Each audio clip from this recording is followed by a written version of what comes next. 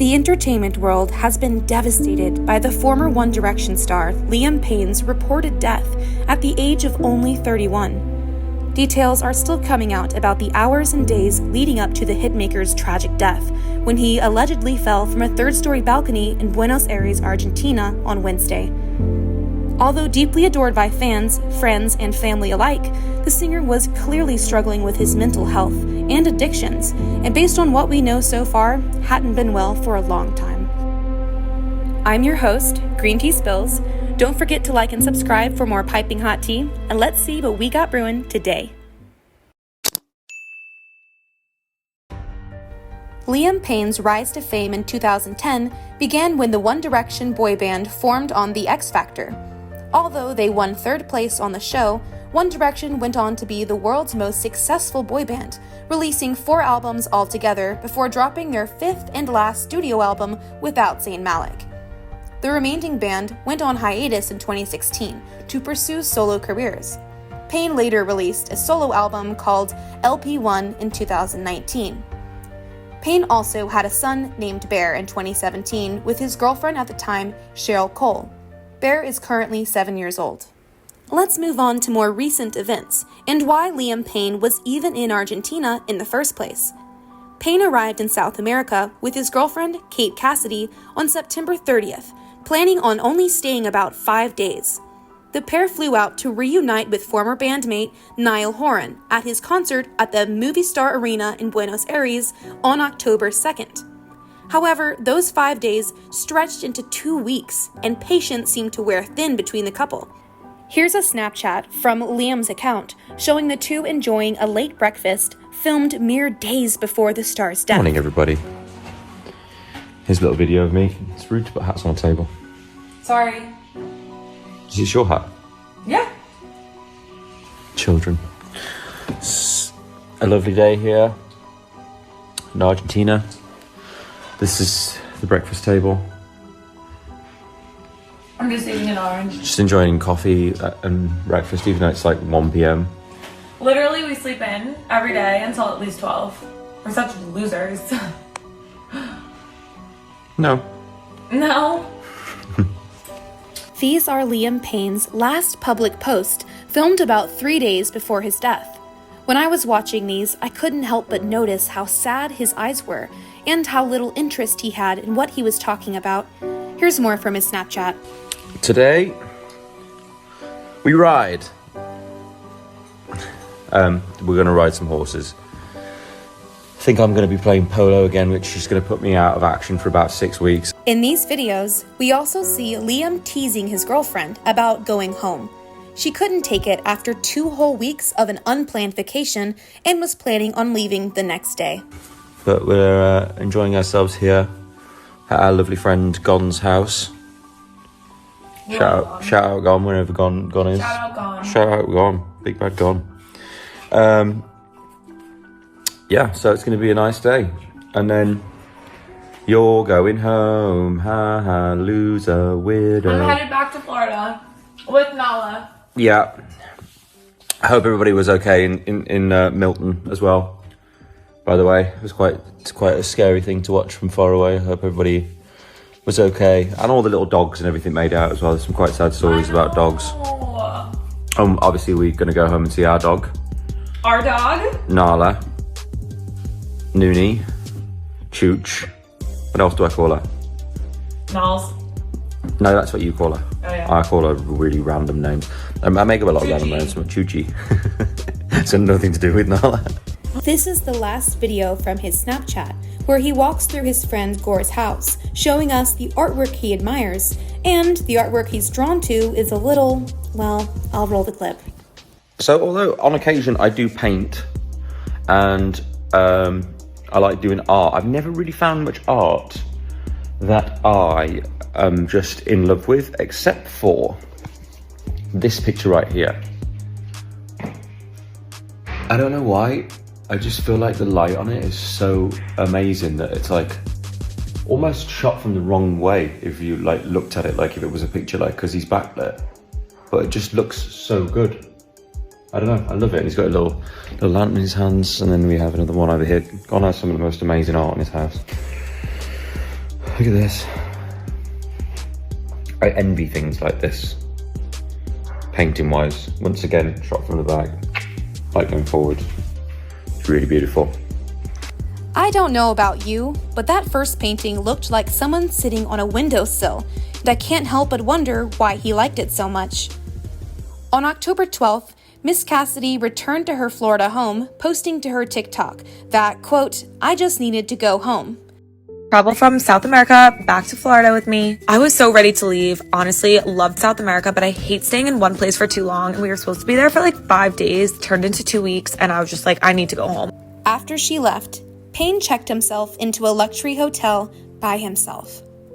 On October 14th, after only 2 days of being alone in the hotel, Liam's ex-fiancée, Maya Henry, had sent him a cease and desist on grounds of obsessive contact and weaponizing his fans against her. Y'all don't even know what happens behind closed doors or in private. Ever since we broke up, he messages me, will blow up my phone, mind you. He'll create new iCloud accounts to iMessage me. It's always a damn new iCloud account. I'm like, every time I see one pop up on my phone, I'm like, here we go again. And he does this when he gets his phone taken away. Also, not only me, but he'll blow up my mom's phone. Is that normal behavior to you? But I'm crazy for making a 5-second TikTok about something that he brought to the internet and is also messaging my friends. The two have had a bitter back and forth for years, with Maya even writing a tell-all book about him called Looking Forward.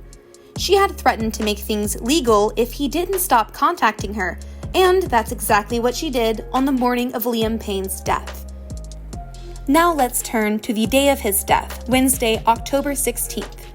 We don't know much about the hours leading up to it, but we do know that he did step out at some point and was seen taking photographs with fans and signing autographs.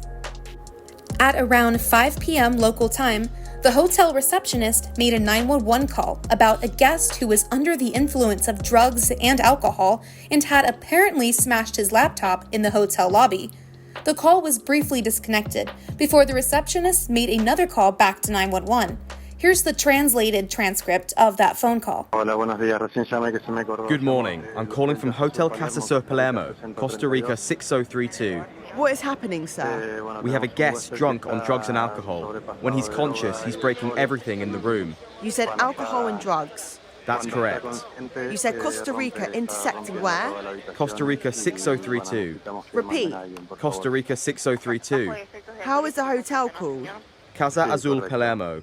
We need to send someone with urgency because I don't know if the guest's life is in danger because he's in a room with a balcony and we were afraid he could do something that threatens his life. How long has he been there? Is it a long stay hotel? The guest has been there for the past 3 days. You don't any other information because you can't get in, right? No. We are also notifying Medical Emergency Attention Service. We are asking you to send someone with urgency because We are doing that. Any other data to give me? Who are you? I'm the desk manager. Person in charge of the place. Yes. It has been notified. What is your name, sir? Esteban. Thanks for calling. Be online. Are you sending police too? Please from the delegation, let me confirm. No, only Medical Emergency Attention Service. Don't worry, because they have already been notified.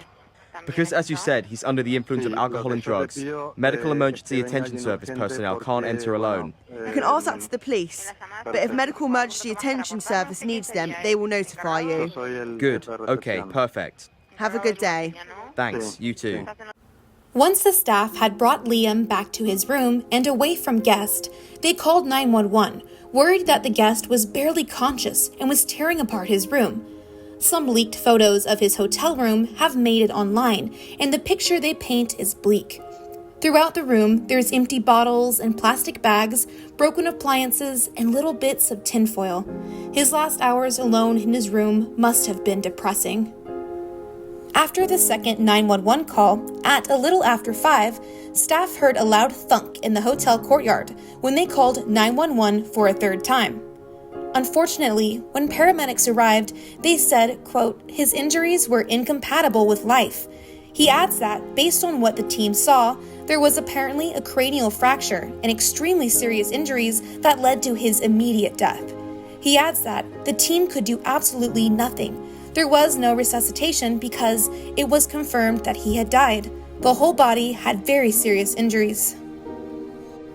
TMZ was one of the first on the scene, snapping and posting a photo of Liam Payne's still warm body.